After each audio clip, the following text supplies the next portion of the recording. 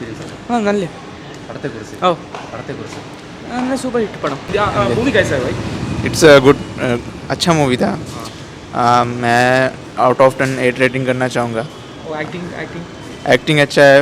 अगर आपका comedy test है तो आप उसमें जा सकते हैं। हॉरर कॉमेडी है, अगर आपको कॉमेडी मूवी अच्छी लगती है तो आपके लिए अच्छी होगी। मुझे लगता है कि वर्ती है। ओवरऑल थिएटर एक्सपीरियंस कैसा है? अच्छा था। കുഴപ്പമില്ല കുഴപ്പമില്ലെന്ന് പറയാനുള്ളൂ. എന്നാലും എല്ലാവരും അഭിനയമൊക്കെ എങ്ങനെയുണ്ട്? അഭിനയം ഞാൻ പറയേ പടം കുഴപ്പം തിരക്കേടില്ലെന്ന് പറയാനൊക്കെ ഉള്ളൂ. അത്രയും വലിയ ഇതൊന്നുമില്ല. Overall movie theatre experience acting पूरा अच्छा है. रश्मि की एक्टिंग हाँ पूरा अच्छा है. Nice movie. Nice movie. അച്ഛാ മൂവി. നല്ല പടമാണ്. എന്താണ് ബ്രോ ഇഷ്ടപ്പെട്ടത്? ഇത് കറക്റ്റ് VFXും സൗണ്ട് എഫക്ട്സും ഒക്കെ അടിപൊളിയാണ്. പിന്നെ കറക്റ്റ് അടുത്തൊരു കണ്ടിന്യൂഷൻ കൊടുത്തിട്ടുണ്ട്. ബേഡിയുടെ അടുത്തൊരു പാട്ടായിട്ട് കണ്ടിന്യൂഷൻ കൊടുത്തിട്ടുണ്ട്. കൊള്ളാം, നല്ല രസമുണ്ട് കണ്ടുകൊണ്ടിരിക്കാം. എല്ലാവരും അഭിനയമൊക്കെ എങ്ങനെയുണ്ട്? അഭിനയൊക്കെ കൊള്ളാം, നല്ല രസമുണ്ട്. കമിയേഴ്സൊക്കെ ഉണ്ട്, കൊള്ളാം. എങ്ങനെയുണ്ട് ബ്രോ പടം? പടം വലുതായിട്ട് പറയാനൊന്നുമില്ല. യൂണിവേഴ്സ് ആയിട്ട് നമുക്ക് കണ്ടിരിക്കാം. അവർ കൊണ്ടുവന്ന കണക്ഷനും അതേപോലെയൊക്കെ തന്നെയാണ്. അത് ഇനി വരുന്ന പടം അനുസരിച്ചിരിക്കും അടുത്തത് എങ്ങനെയാണെന്ന്. എല്ലാവരും പെർഫോമൻസ് ഒക്കെ എങ്ങനെയുണ്ട്? പെർഫോമൻസ് ഒക്കെ കുഴപ്പമില്ല, നമുക്ക് കണ്ടിരിക്കാം, അല്ലാതെ വലിയ പുതുമയായിട്ടൊന്നുമില്ല. പാട്ടുകളൊക്കെ എങ്ങനെയുണ്ട്?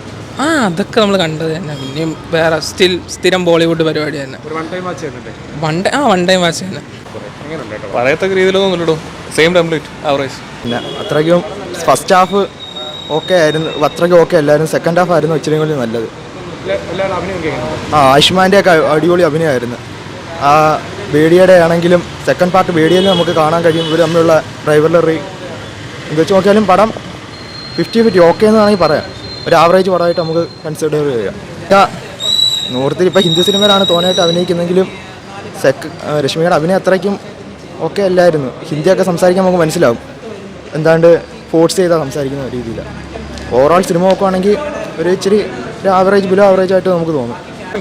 കുഴപ്പമില്ല, ഇത്തിരി വീക്കായിട്ട് തോന്നി റൈറ്റിംഗ്, പക്ഷേ കുഴപ്പമില്ല. ഏറ്റവും ഇവരുടെ യൂണിവേഴ്സിൽ ഏറ്റവും കൂടുതൽ വീക്കായിട്ട് എനിക്ക് തോന്നിയിട്ട് റൈറ്റിങ്ങിലായിരുന്നാലും പ്രസൻറ്റേഷനിലാണ് ഇത്തിരി വീക്കായിട്ട് തോന്നി ഈ പടമാണ്. കുഴപ്പമില്ല, ചില ക്യാമിയോസ് ഉണ്ട്, പിന്നെ ചില കുഴപ്പമില്ല, ഓവറോൾ കുഴപ്പമില്ലാത്തോളം. പടം കൊള്ളാം. പിന്നെ മെയിൻ കാസ്റ്റ് ഇപ്പം ആയുഷ്മാൻ ഖുറാന, രശ്മിക മന്ദാന, നവാസുദ്ദീൻ സിദ്ദിഖി, ഇവരുടെയൊക്കെ റോള് പെർഫെക്റ്റ് ആയിട്ടുണ്ട്. പിന്നെ ഒരുപാട് കുറച്ച് ക്യാമിയോസ് ഒക്കെ വരുന്നുണ്ട്. ഇപ്പം ഇതിൻ്റെ ഇപ്പോൾ ഒരു സിനിമാറ്റിക് യൂണിവേഴ്സ് ആണല്ലോ, അപ്പോൾ ഇതിൻ്റെ വേറെ ഇതിലെ നേരത്തെ പടത്തിലുണ്ടായിരുന്ന കുറച്ച് ക്യാരക്ടേഴ്സ് ക്യാമിയോസ് ആയിട്ടൊക്കെ വരുന്നുണ്ട്. പിന്നെ അടുത്ത് വരാം ഇനി എന്തൊക്കെ ആവാമെന്നുള്ളതും അതിനകത്തും ജസ്റ്റ് ഒരു ഇതുപോലെ ചെറിയൊരു ക്രെഡിറ്റ് സീൻ പോലെയൊക്കെ കൊടുത്തിട്ടൊക്കെ ഉണ്ട്. അപ്പം ഓവറോൾ എനിക്ക് ഒരുപാട് ഇഷ്ടപ്പെട്ടു. അപ്പോൾ നല്ല രീതിയിൽ നമ്മൾ ബോറടിപ്പിക്കുകയൊന്നുമില്ല, ബോറടിയും കാര്യങ്ങളൊന്നുമില്ല. നമുക്ക് നല്ല രീതിയിൽ എൻജോയ് ചെയ്ത് കാണാൻ പറ്റും. രശ്മിക്ക് സാധാരണ ഞാൻ വിചാരിച്ചത് ഈ ഡാൻസിന് മാത്രം ഇങ്ങനെ ഒതുക്കുമെന്നാണ് വിചാരിച്ചത്. അവർക്കും നല്ല റോളുണ്ട്, എല്ലാവരും നല്ല രീതിയിൽ പെർഫോമൻസ് ഉണ്ട്, മേക്കിംഗ് കൊള്ളാം.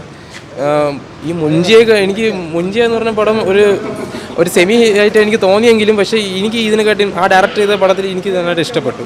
നല്ല പടമാണ്. കൊള്ളാം ബ്രോ, കൊള്ളാം. ബാക്കിയുള്ള പടങ്ങൾ ഒരുത്തരുണ്ട്, മൊത്തത്തിൽ കൊള്ളാം. എല്ലാം 3-2 ആ ഒരു പാറ്റേൺ തന്നെ ഫുള്ള്. തിയേറ്റർ എക്സ്പീരിയൻസ് എങ്ങനെയുണ്ട്? തിയേറ്റർ എക്സ്പീരിയൻസിൻ്റെ പടം എല്ലാവരും അഭിനയമൊക്കെ എങ്ങനെയുണ്ട്? കൊള്ളാം. രശ്മികയൊക്കെ അടിപൊളിയായിട്ട് ചെയ്തിട്ടുണ്ട്. ആയുഷ്മാൻ പിന്നെ അറിയാലോ, നൈസാ, കൊള്ളാം. തമ കൊള്ളാം, കുഴപ്പമില്ല, കണ്ടിരിക്കാം. ഭയങ്കര ഒരു എക്സീഡിങ് എക്സ്പെക്റ്റേഷൻസ് ആ ഒരു രീതിയിൽ ഒന്നും പറയുന്നില്ല.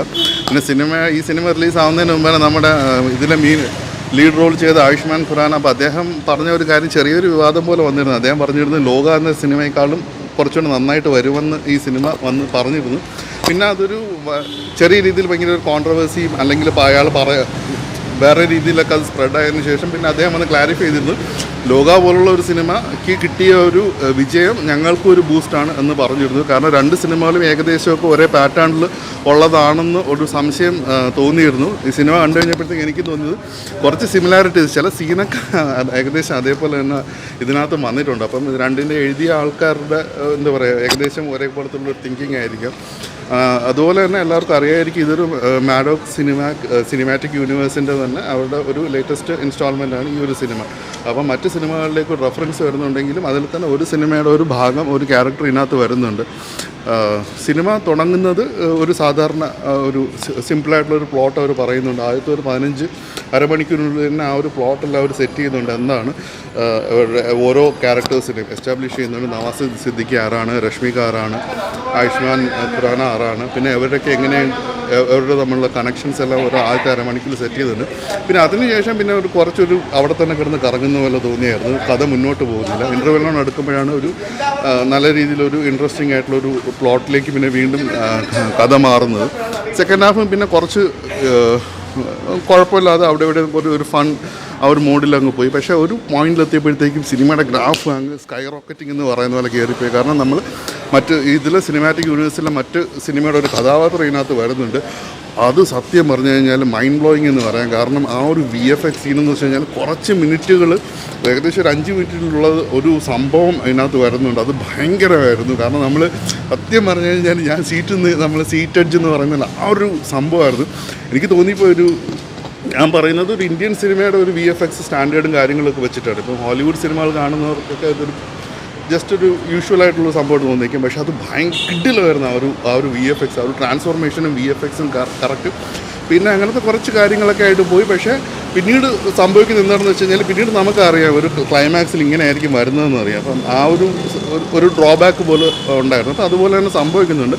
പക്ഷേ ഇൻട്രസ്റ്റിംഗ് ആക്കി നിർത്തിയിരിക്കുന്നത് ഈ ഒരു മറ്റ് സിനിമകളുടെ ഒരു ക്യാമിയോസും റെഫറൻസും കാര്യങ്ങളൊക്കെ വരുന്നത് ഈ ഒരു സിനിമ ഇൻട്രസ്റ്റിംഗ് ആയി നിർത്തിയിട്ടുണ്ട്. പ്രത്യേകിച്ച് പിന്നെ വീണ്ടും ഈ ഒരു കഥാപാത്രത്തിൻ്റെ ആ ഒരു എന്താ പറയുക, ആ ഒരു കഥാപാത്രം ഒരു മനുഷ്യനല്ല, ഒരു വേറെ ഒരു ജീവിയായിട്ട് മാറുന്നതിൻ്റെ ഒരു ഇത് പിന്നെ വീണ്ടും സ്ക്രീനിലേക്ക് വരുന്നുണ്ട്. അതും കിടുവായിരുന്നു.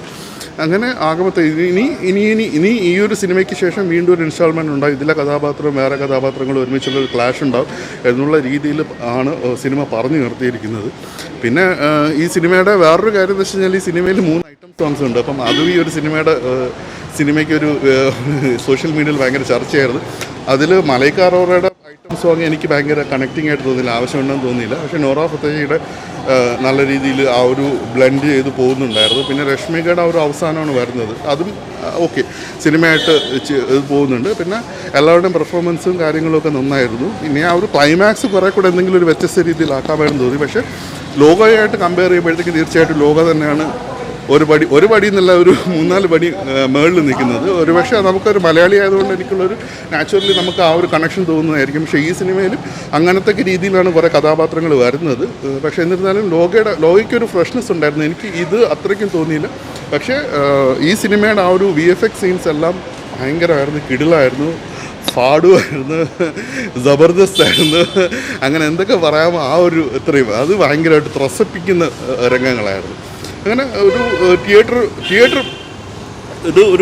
Theatre must watch. കാരണം അതിൻ്റെ സൗണ്ട് കാര്യങ്ങളൊക്കെ നല്ല രീതിയിൽ ഇത് വന്നിട്ടുണ്ട്. അപ്പോൾ ഒരു ബിഗ് സ്ക്രീനിൽ കാണേണ്ട ഒരു സംഭവമാണ്. ആ ഒരു ക്ലൈമാക്സിൻ്റെ ഒരു ചെറിയൊരു നിരാശ ഒഴിപ്പിച്ച് കഴിഞ്ഞാൽ തീർച്ചയായിട്ടും ഒരു തിയേറ്ററിൽ കണ്ടിരിക്കാവുന്ന ഒരു സിനിമ തന്നെയാണ്.